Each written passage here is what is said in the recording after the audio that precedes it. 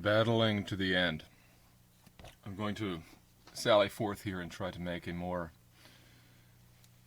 serious attempt at first reading and then commenting on this final book by René Girard. So, might be a long video, and I can't promise my thoughts will be all that profound, but maybe they will be. We'll see what draws forth here. I'm just starting at the beginning. He says, "This is a peculiar kind of book. It claims to be a study of Germany and French-German relations over the last 2 centuries. At the same time, it says things that have never before been said with the violence and clarity they require. Its subject is the possibility of an end of Europe, the Western world, and the world as a whole. Today, this possibility has become real. This is an apocalyptic book." So far, so good. Until now, my entire work has been presented as a discussion of archaic religion through comparative anthropology. Its goal was to shed light on what is known as the process of hominization. Dr. Asclepius will like this part. The fascinating passage from animality to humanity that occurred thousands of years ago. My hypothesis is mimetic. Because humans imitate one another more than animals, they have had to find a means of dealing with contagious similarity, which could lead to the pure and simple disappearance of their society. The mechanism that reintroduces difference into a situation in which everyone has come to resemble everyone else is sacrifice. The idea, I think, here is when everyone resembles everyone else, you're prey to envy.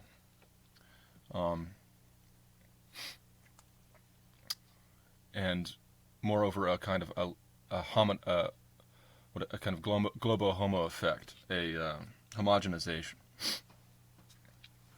And there's a desire to reintroduce difference, something that would give structure, give organization to the whole. So he says this is sacrifice, that it reintroduces it. Humanity results from sacrifice. We are thus the children of religion. I'm not so sure about his read of evolution, but it's a side note. Humanity results from sacrifice. We are thus the children of religion. What I call, after Freud, the founding murder, from his book Totem and Taboo, Freud goes into this. In general, Girard tries to rehabilitate Freud. Notwithstanding valid criticisms of Freud, which are all well and good, but anyway, I'll stop commenting until I read a little bit more. In other words, the immolation of a sacrificial victim that is both guilty of disorder and able to restore order is constantly reenacted in the rituals at the origin of our institutions. Since the dawn of humanity, millions of innocent victims have been killed in this way in order to enable their fellow humans to live together, or at least not to destroy one another. And this is the implacable logic of the sacred, which myths dissimulate less and less as humans become increasingly self-aware. The decisive point in this evolution is Christian revelation, a kind of divine expiation, in which God, through his Son, could be seen as asking for forgiveness from humans for having revealed the mechanisms of their violence so late. Rituals had slowly educated them. From then on, humans had to do without. I don't know who translated this. People had to do without. Christianity demystifies religion. Demystification, which is good in the absolute, has proven bad in the relative, for we were not prepared to shoulder its consequences. We are not Christian enough. The paradox can be put in a different way. Christianity is the only religion that has foreseen its own failure. This prescience is known as the apocalypse. Indeed, it is in the apocalyptic texts that the word of God is most forceful, repudiating mistakes that are entirely the fault of people, who are less and less inclined to acknowledge the mechanisms of their violence. The longer we persist in our error, the stronger God's voice will emerge from the devastation. This is why no one wants to read the apocalyptic texts that abound in the Synoptic Gospels and Pauline epistles. This is also why no one wants to recognize that these texts rise up before us because we have disregarded revelation. Once in our history, the truth about the identity of all was spoken, and no one wanted to hear it. Instead, we hang ever more frantically onto our false differences. Let's see here.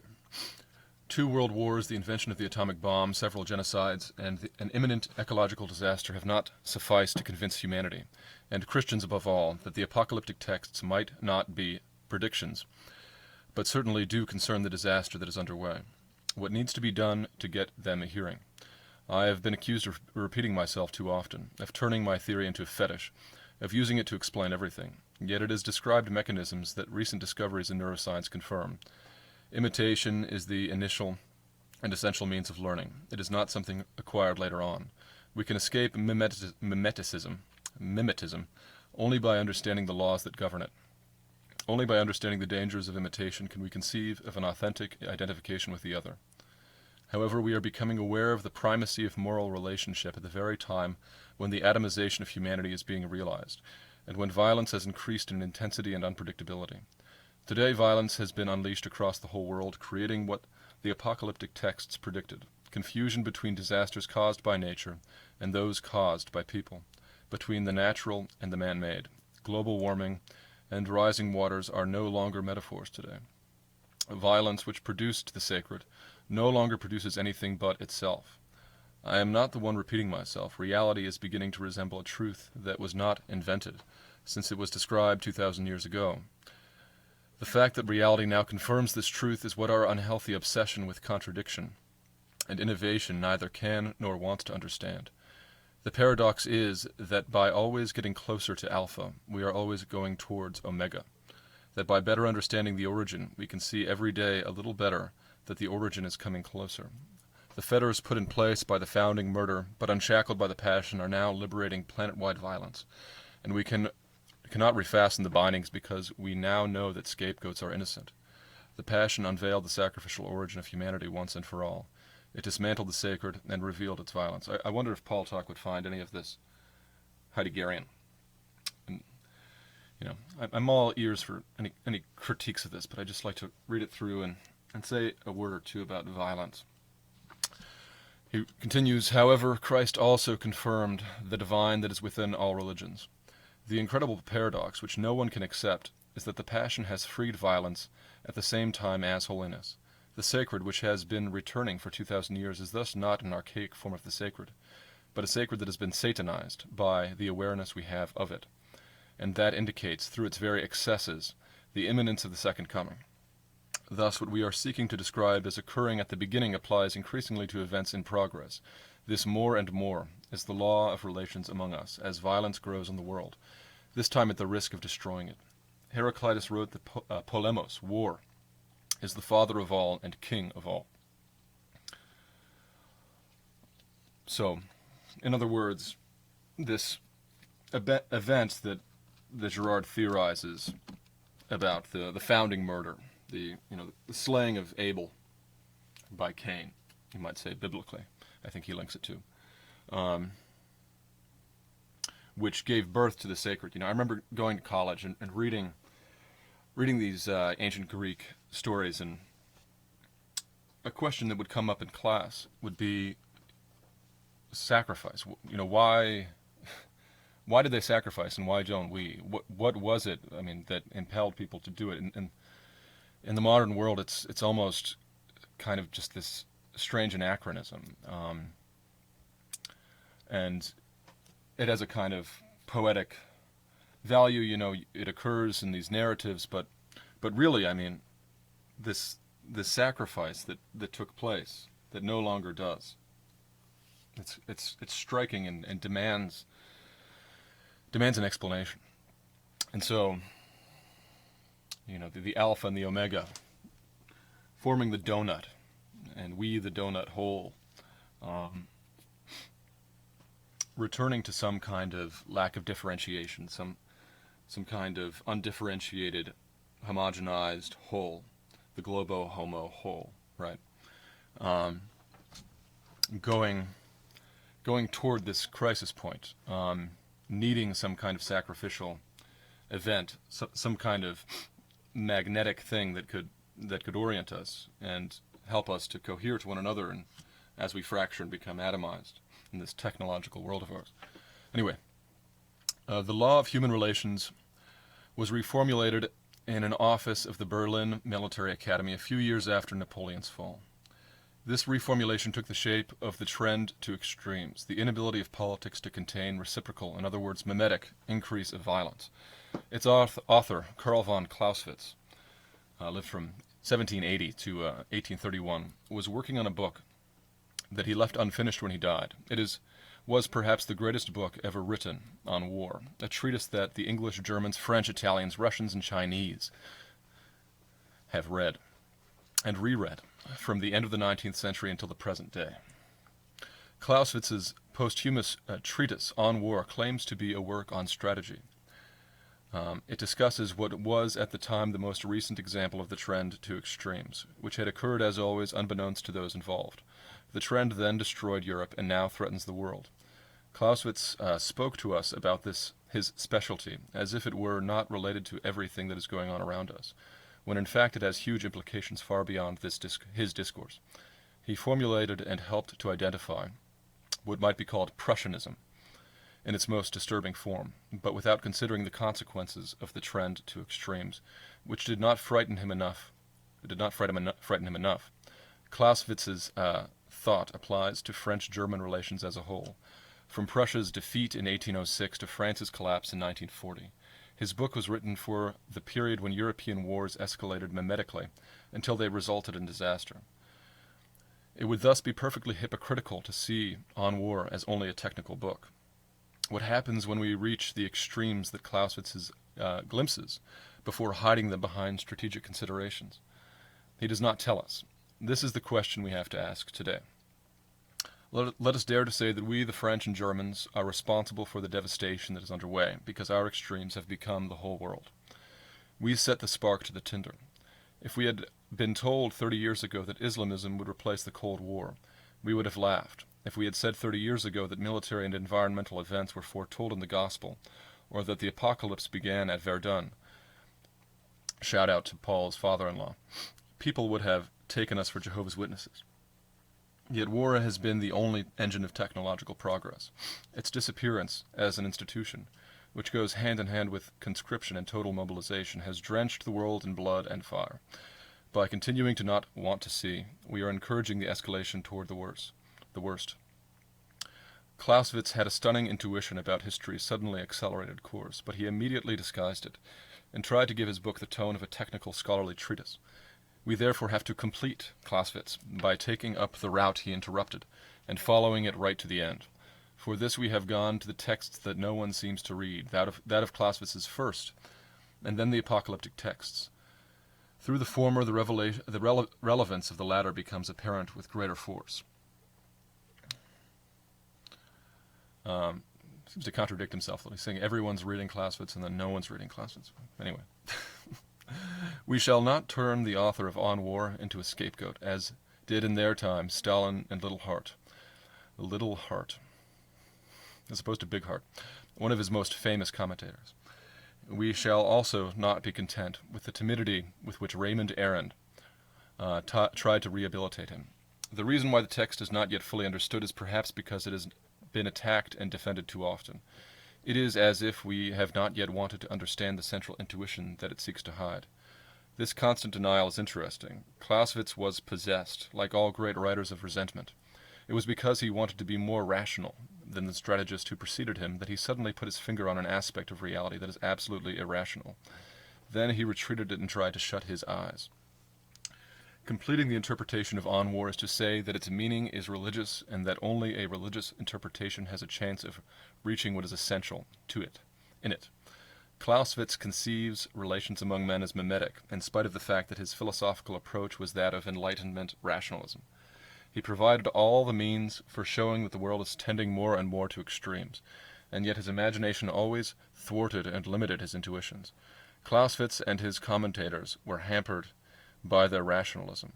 This is as good as a proof as any that a different kind of rationality is needed to understand the reality of what he glimpsed. Ours is the first society that knows it can completely destroy itself, yet we lack the belief that could bear up under that knowledge, this knowledge. It is not theologians who set us on the track of the new rationality. That was done by an armchair strategist who died at the age of 51 from the misunderstanding surrounding his work. He was a military theorist whom France, England, and the Soviet Union detested, a feisty writer who left no one indifferent. The theses themselves have no future. yet there is a subcurrent running beneath them that needs to be read aloud. Well, here we go. For it can reveal a hidden reality, however imperfect we find certain formulations.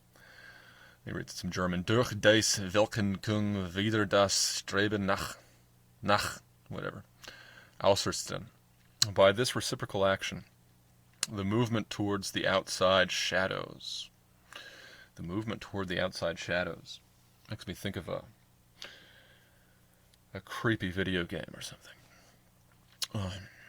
Without realizing it, Clausewitz discovered not only the apocalyptic formula, but also the fact that it is bound up with mimetic rivalry. Where can this truth be understood in a world that continues to close its eyes to the incalculable consequences of mimetic rivalry? Not only was Clausewitz right in opposition to Hegel and all modern wisdom, but what he was right about has terrible implications for humanity.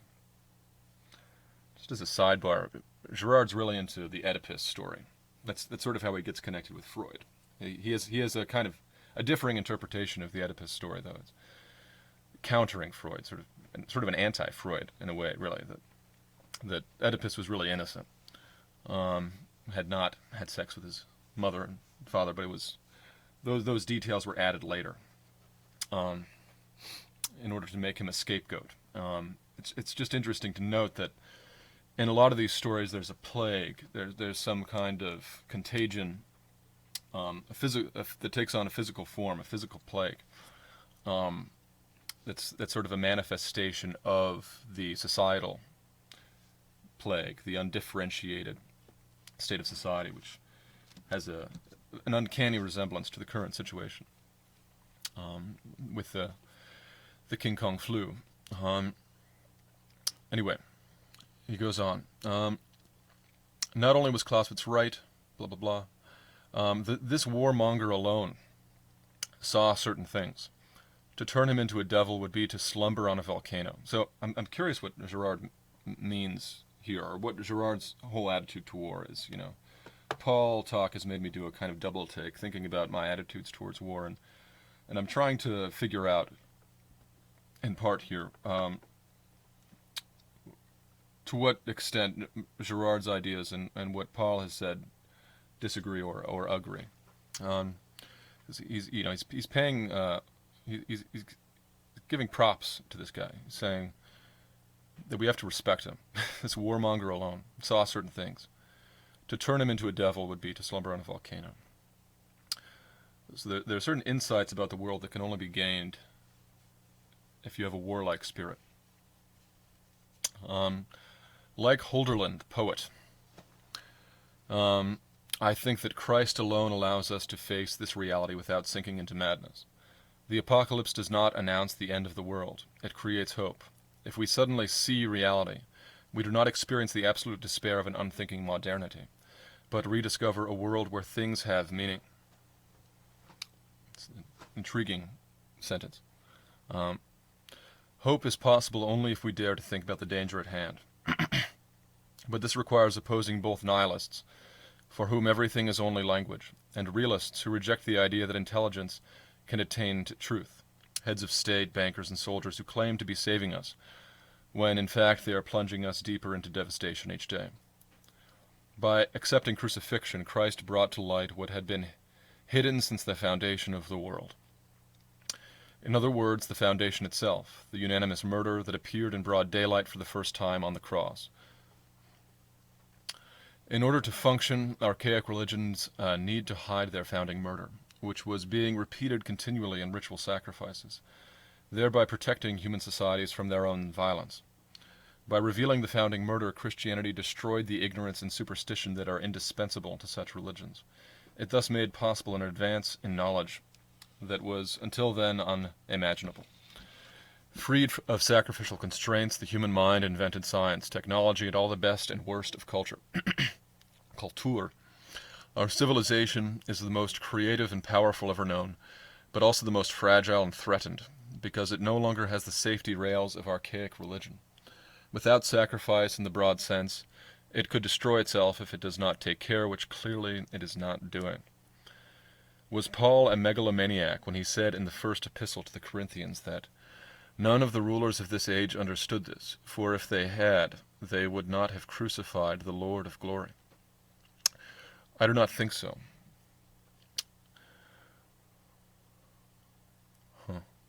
The rulers of this age, and all that Paul calls powers and principalities, were state structures based on the founding murder, which was effective because hidden. In the context, the leading power was the Roman Empire, which was essentially evil in the absolute but indispensable in the relative, and better than the total destruction about which the Christian revelation warns us.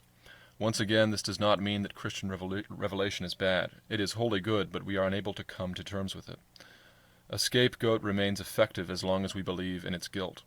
Having a scapegoat means not knowing that we have one. Learning that we have a scapegoat is to lose it forever and to expose ourselves to mimetic conflicts with no possible resolution. That's a really strong statement.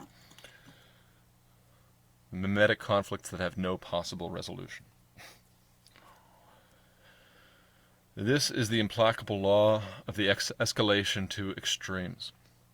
The protective system of scapegoats is finally destroyed by the crucifixion narratives as they reveal Jesus' innocence and, little by little, that of all analogous victims.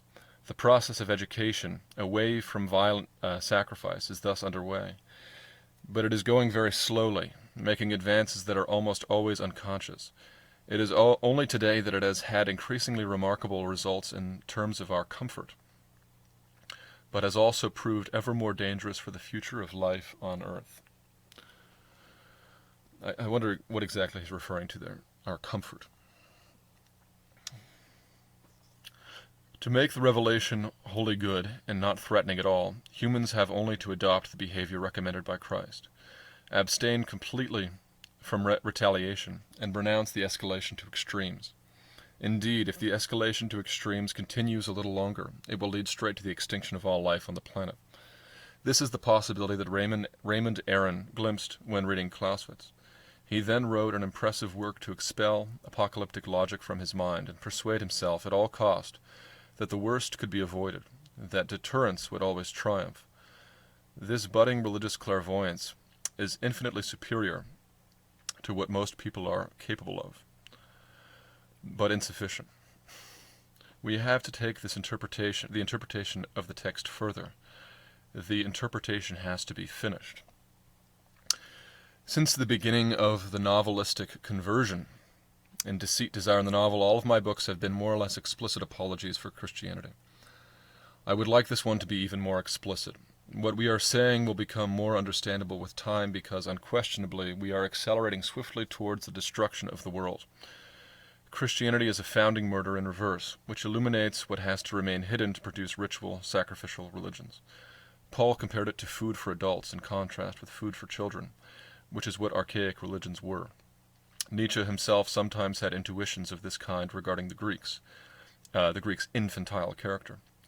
However, to make the situation even more perverse, Christian revelation is the paradoxical victim of the knowledge that it provides. Absurdly, it is conflated with myth, which it clearly is not, and doubly misunderstood by both its enemies and partisans, who tend to confuse it with one of the archaic religions that it demystifies. Yet all demystification comes from Christianity. Even better, the only true religion is the one that demystifies archaic religions.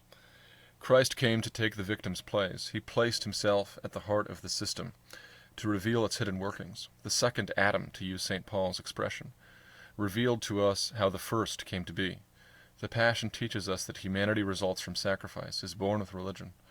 Only religion has been able to contain the conflicts that would have otherwise destroyed the first groups of people. However, the revelation has not destroyed religion. Mimetic theory does not seek to demonstrate that myth is null, but to shed light on the fundamental discontinuity and continuity between the Passion and archaic religion.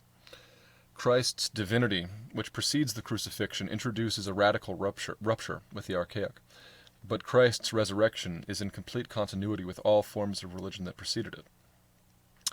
The way out of archaic religion comes at this price. A good theory about humanity must be based on a good theory about God. It's a really interesting take on Christ, that his crucifixion, rather than being some kind of deus ex machina, was in continuity with all of the all of the murders that produced myth. It's an organic type of thing, loosely speaking.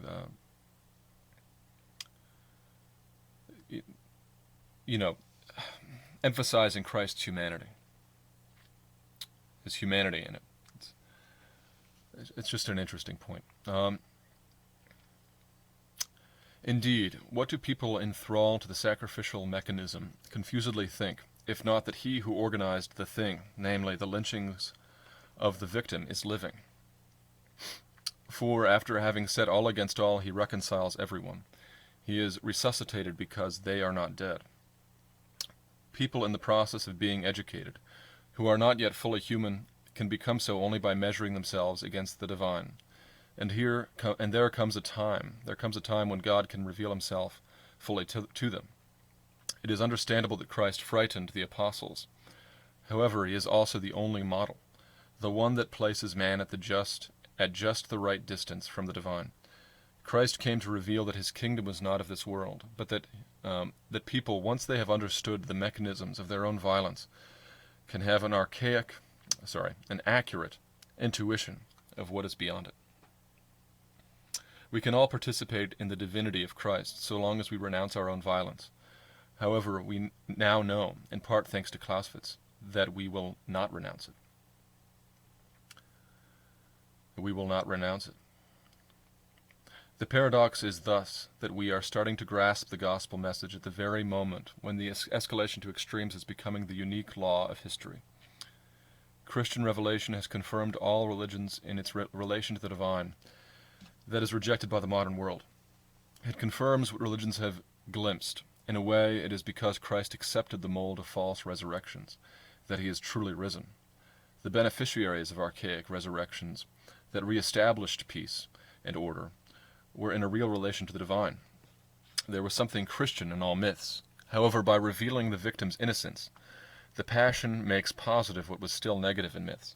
We now know that the victims were never guilty. Satan thus becomes the name of a sacred that is revealed and utterly devalued through Christ's intervention. This is why Vatican II accomplished a decisive action. It eliminated God's violence, but not the reality of evil.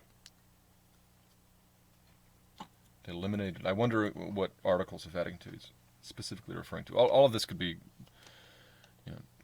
gone into in greater detail and understood and critiqued, which is why there's a whole book here, I guess. But I'm almost done with the introduction, I think. I know this is long, but I did warn everybody. At present, the wise and the discerning, which I suppose refers to academics, are furiously redoubling their attacks on Christianity, and once again congratulating themselves on its forthcoming demise. These unfortunates do not see that their skepticism itself is a byproduct of Christian religion. While it is good to get rid of the sacrificial idiocies of the past in order to accelerate progress, eliminating obstacles to humanity's forward march and facilitating the intervention and production of what will make our lives more prosperous and comfortable, at least in the West, it is nonetheless true that sacrificial stupidity was also what prevented us from perfecting ways of killing one another. Paradoxically, stupid sacrifice is what we are most in need of at present. Skepticism itself is a byproduct of Christian religion.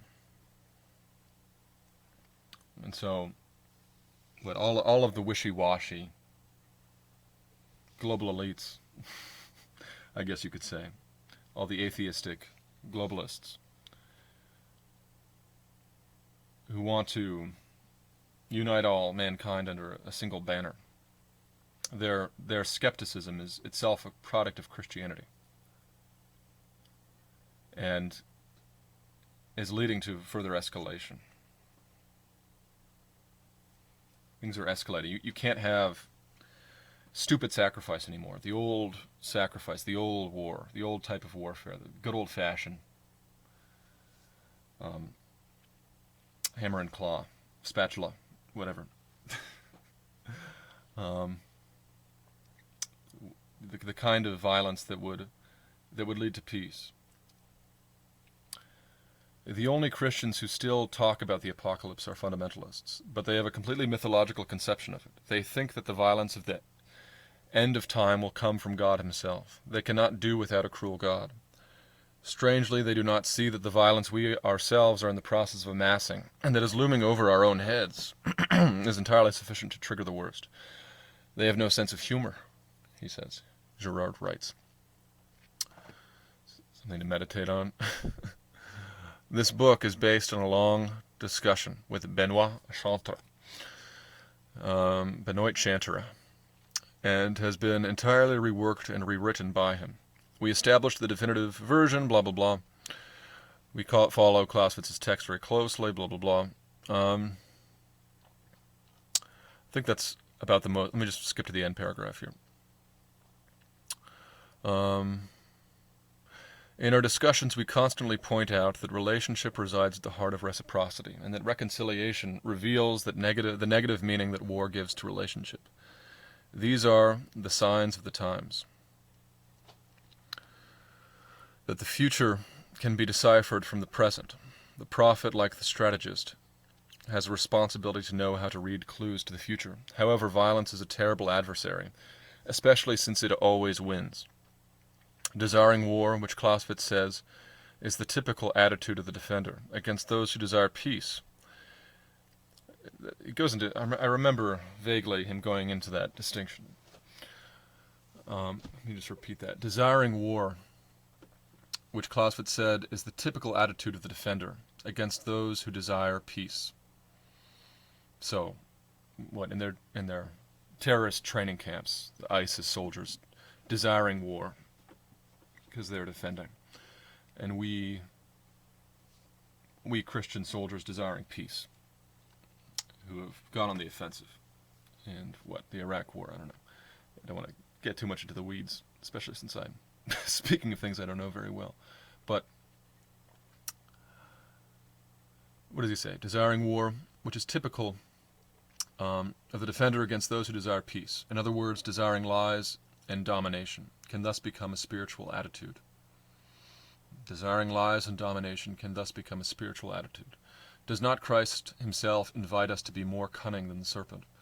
We are thus more at war than ever, at a time when war itself no longer exists.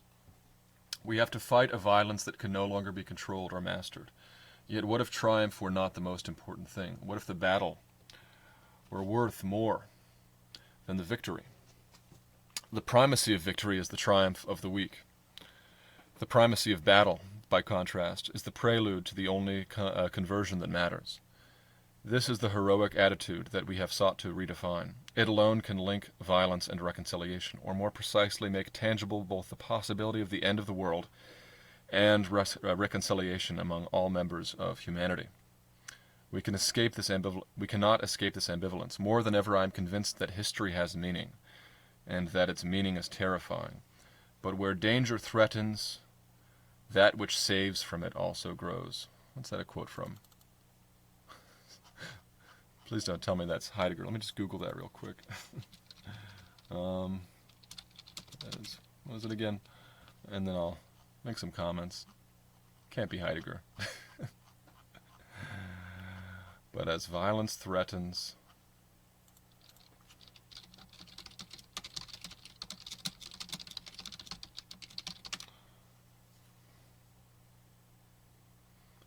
oh man, the footnotes aren't working in this Google edition. Anyway, someone Google it for me and reply in the comments. Regardless, I'm just kind of in the thrall of René Girard, and I find his explanation very, very provoking. The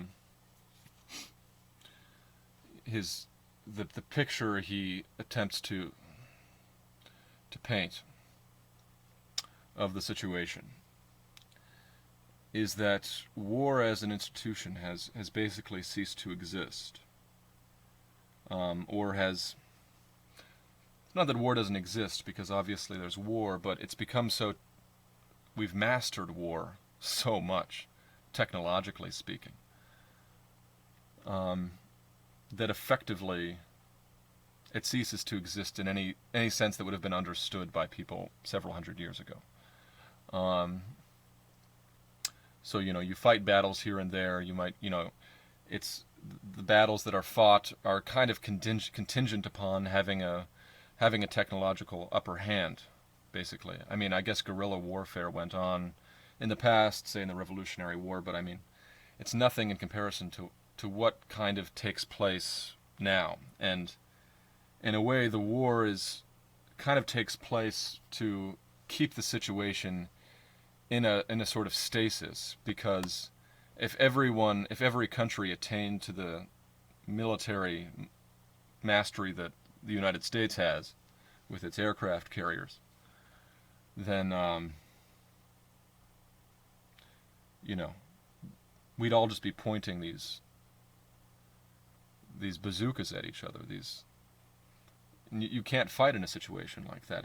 It gets too escalated. I mean, asking humanity not to war is like asking a married couple not to bicker. I mean, it's not going to happen. We're going to have war. But the issue is, what if instead of bickering it was, pointing guns, or that if you said one wrong thing, you'd kill your spouse. I don't know. It's a silly analogy, but so are most analogies. I just noticed I have one of his other books here, actually, in the flesh, so to speak. This is another book of his I stole from the St. John's Library. Not on purpose, it just got stuck with my things after I graduated, and I forgot about it, and see, look, little Easter egg here at the end. St. Johannes. This is his book on Shakespeare, The Theatre of Envy. He goes through all the Shakespeare plays, pretty much, showing that Shakespeare had a kind of awareness of this. I mean, for example, the play Hamlet is all about Hamlet not wanting to take revenge. He's dilly-dallying because he doesn't want to fall into the cliché of the revenge-seeking protagonist, right? And so it's a super long play, and eventually what happens, if I recall, in Hamlet is it's the brother of Ophelia who ends up riling him up. So he kind of couldn't care less about his uncle. I mean, he does, and he says all these ironical things, but he's procrastinating, and he doesn't want to do his filial duty and slay his uncle. And it's eventually this mimetic rival of his, the brother of Ophelia, who gets his juices pumping. And just in general, my own personal experience trying to understand why I find this so compelling is, just when one finds oneself in that mode of violence, when someone gets under your skin, and a situation escalates, it's like being in a moving car with the brakes cut. And just humanly speaking, personally speaking,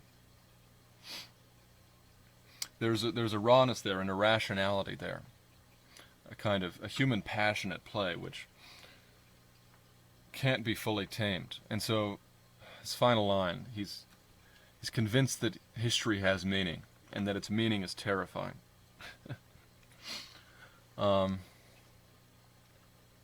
In other words, we're in a situation where we can't conduct warfare in any traditional sense. We would like to, but increasingly it's impossible. I mean, imagine, sometimes I think, the second coming might just be around the bend, but if it's not coming within the next several hundred years, And the situation, it's only been a century since World War I. Imagine several iterations of that. The way violence will play out in the world when there's not a valve for it. There's not a valve for that that thumatic, that red-blooded, that flaming arrow to escape. It's not going to go can't go anywhere. And it's, what will happen? I think that's what this book seeks to address. And so it's not, I think in my musings thinking about Paul talk and his pro-war attitude, I've described myself to myself in the past as some kind of pacifist, and Girard definitely makes hints in that direction, but it's more than a kind of easy pacifism, the way that Paul talk criticizes it. It's an easy kind of fashionable attitude to take. It's a skeptical attitude, which itself is born out of Christianity. It doesn't mean it's Christian, just that it's born out of Christianity. And it's not so much an easy pacifism as a kind of recognition that unless we really become Christ-like, the situation is going to escalate. That's all. That's really all. I don't know. I'm in a pretty rambly frame of mind, if you hadn't noticed. There's some stuff going on which I won't go into, but it's got my goat. It's got under my skin. I wanted to do a little escapist post here. Just reading through this, and hopefully there's some value to be gleaned. Okay. Chris Johns, out.